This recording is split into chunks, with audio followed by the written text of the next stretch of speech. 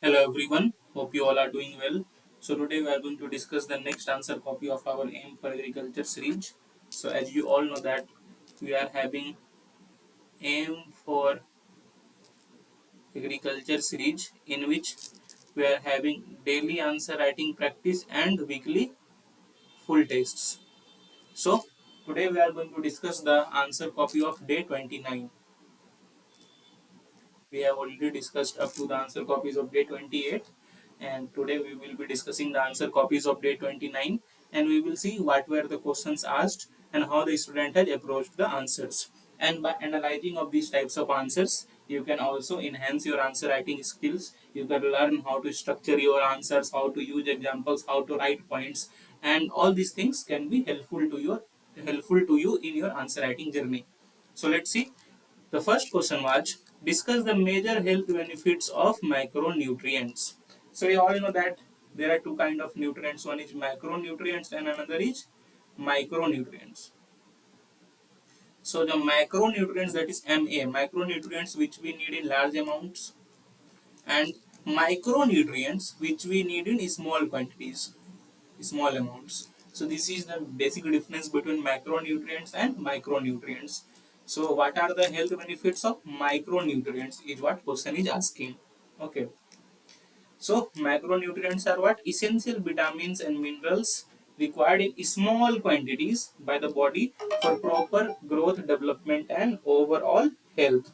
So well defined, macronutrients is well defined, and you can see here some data is given highlighting that macronutrient deficiencies is affecting over 2 billion people globally. So whenever you are using some kind of data or some kind of facts in your introduction part or anywhere in the answers, try to write the source of that data. You can see as the student has written the source here, that is World Health Organization.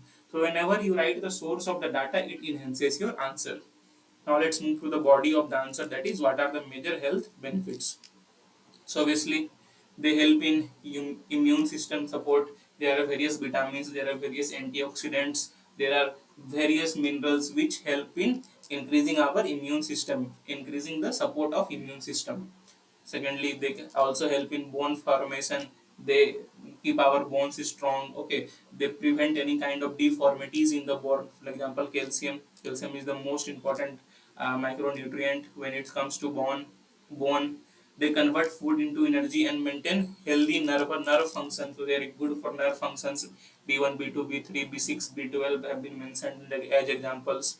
They are good to maintain good vision. We all know about vitamin A, and deficiency of vitamin A can cause night blindness. So for good vision, we need to have good amount of vitamin A. We should intake good amount of vitamin A. They help in production of hemoglobin, protein, red blood cells. Example, iron is very much a constituent of hemoglobin only. They help in thyroid hormone production, regulating brain development. For example, iodine, we all know that iodine is related to thyroid. Okay, they help in protecting cells from oxidative stress such as vitamin E, selenium. So very well written answer. Collagen formation, DNA synthesis, all the important functions have been very nicely maintained mentioned. They help in regulating blood pressure and maintain heart rhythm. So a very well written answer, and we can see in all the points examples have been very nicely introduced or very nicely used. So it enhances your answers. Wherever you use examples in your answers, that enhance your answer.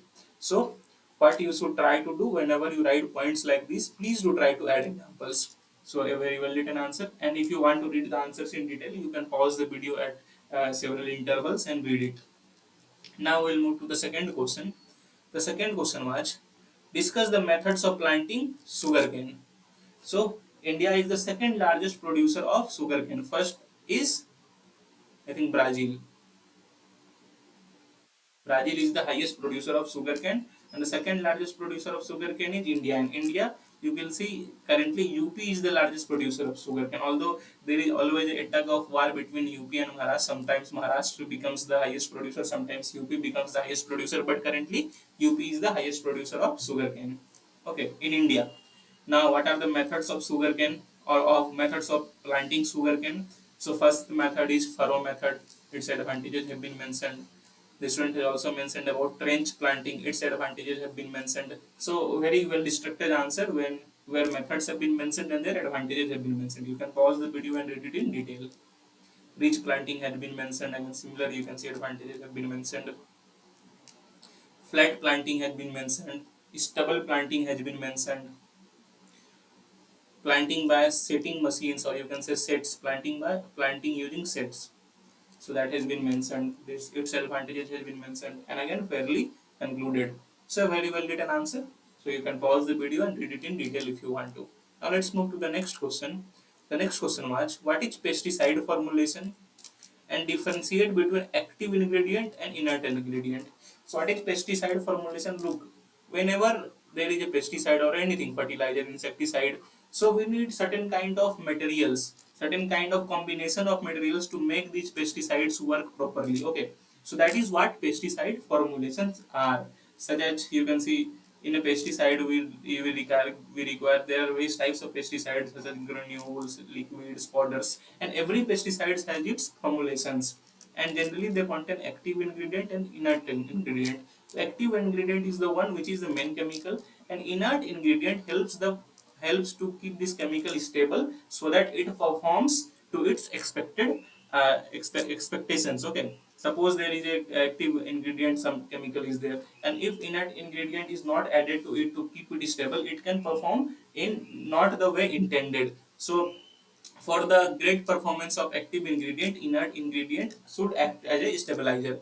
So this is how pesticide is formulated. Now in the second part of the question, the difference between active and inert ingredient has been asked. So we will see it the difference between active and inert ingredient.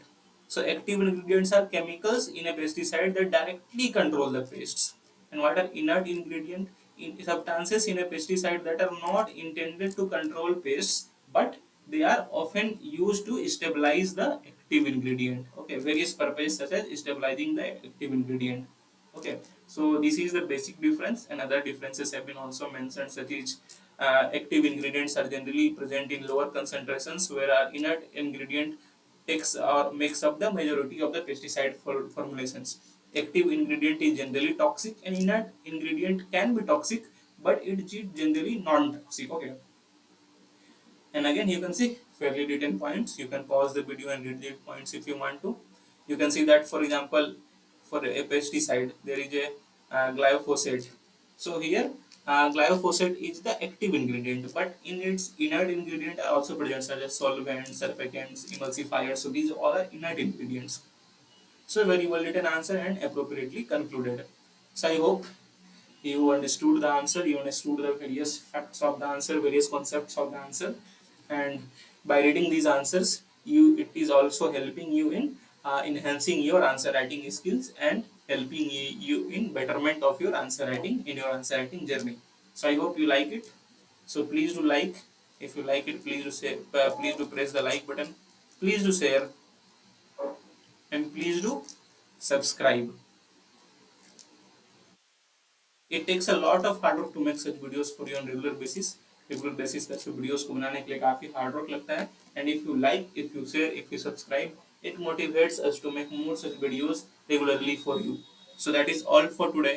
Have a nice day. Thank you.